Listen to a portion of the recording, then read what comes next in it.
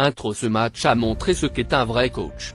Moins scène Raphinha plus Flick. Raphinha, après le match, est allé crier sur l'arbitre et a protesté avec une grande colère contre ses décisions, au point où ses coéquipiers ont dû le repousser.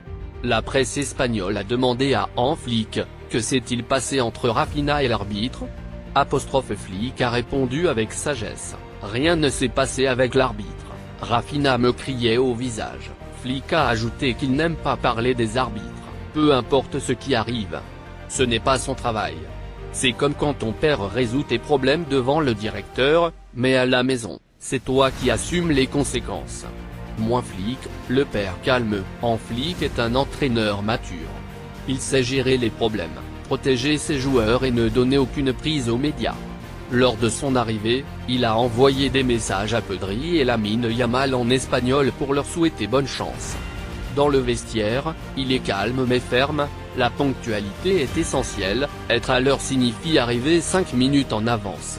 Sinon, tu peux perdre ta place de titulaire.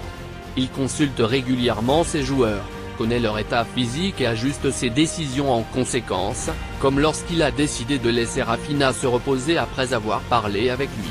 Moins Gavi, la vérité sur la Masia. Ceux qui disent que Gavi n'est pas de la Masia ne connaissent pas l'histoire du Barça.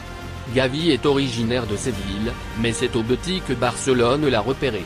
À seulement 11 ans, il est venu à la Masia et y a passé 6 ans de développement avant d'atteindre l'équipe première. Gavi, aujourd'hui, incarne la philosophie de la Masia.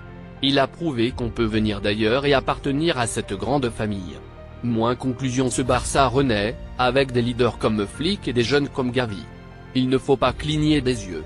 Si tu crois en cette équipe, abonne-toi et laisse un commentaire.